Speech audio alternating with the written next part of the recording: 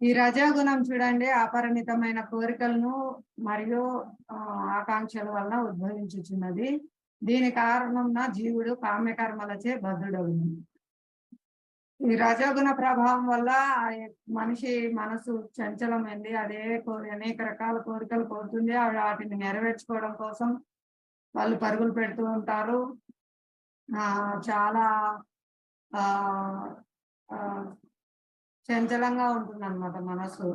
ఎప్పుడు లేచిన దగ్గర నుంచి ప్రణాళికలేస్తుంటుంది. ఎక్కడికెళ్ళాలి? ఏం చేయాలి? ఈ విధంగా ఈ రజోగుణ ప్రభావంతో ఇంకా ఈ స్త్రీ పురుషుల మధ్య ఆకర్షణ కూడా ఈ రజోగుణ ప్రభావం వల్ల ఏర్పడుతుందండి. ఆ పురుషుడు స్త్రీని ఆకర్షించడానికి ప్రయత్నిస్తారు. స్త్రీ పురుషుని ఆకర్షించడానికి ప్రయత్నిస్తుంటుంది. ఈ ఆధునిక నాగరికత అంతా ఈ రజోగుణ ప్రభావంచే చాలా ఘోరంగా ఉందండి ఇప్పుడు పరిస్థితులు.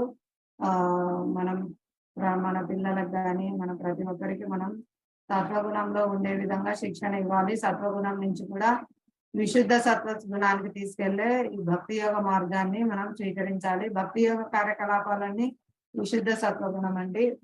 ఆ ఇప్పుడు చాలా చిన్న వయసు నుంచే చాలా ఘోరమైన కార్యాలు చేస్తున్నారు వాళ్ళు.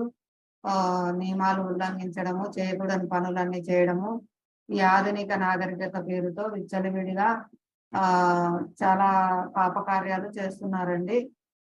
కాబట్టి మనం ఖచ్చితంగా తల్లిదండ్రులు ఫస్ట్ మొదటి గురువులండి పిల్లలకు. మనం ప్రతి ఒక్కరూ తల్లిదండ్రులు వాళ్ళ పిల్లలకు గురువుగా వాళ్ళు చిన్నప్పటి నుంచి శిక్షణ ఇస్తే వాళ్ళు తప్పకుండా విశుద్ధ సత్వగుణ స్థితిలోనే పెరుగుతారు. వాళ్ళ జీవితం అంతా చాలా చక్కగా వాళ్ళు లీడ్ చేస్తారండి. చాలా సద్వినియోగం చేసుకుంటారు. ఎటువంటి తప్పులు చేయరు. ఎటువంటి పాపకార్యాలకు పాల్గొనరు. కాబట్టి ఇది తల్లిదండ్రుల బాధ్యత, గురువుల బాధ్యత. ప్రతి ఒక్కరూ మనం భగవద్గీత జ్ఞానాన్ని వాళ్ళకి అందించాలి. ఆ విధంగా వాళ్ళ జీవితంలో ఆచరించేటట్లు ఉండాలి. మనం తీసుకొని ఆచరిస్తే వాళ్ళు మనల్ని అనుకరిస్తారు. కాబట్టి వాళ్ళు కూడా ఆచరిస్తారండి. హరే కృష్ణ.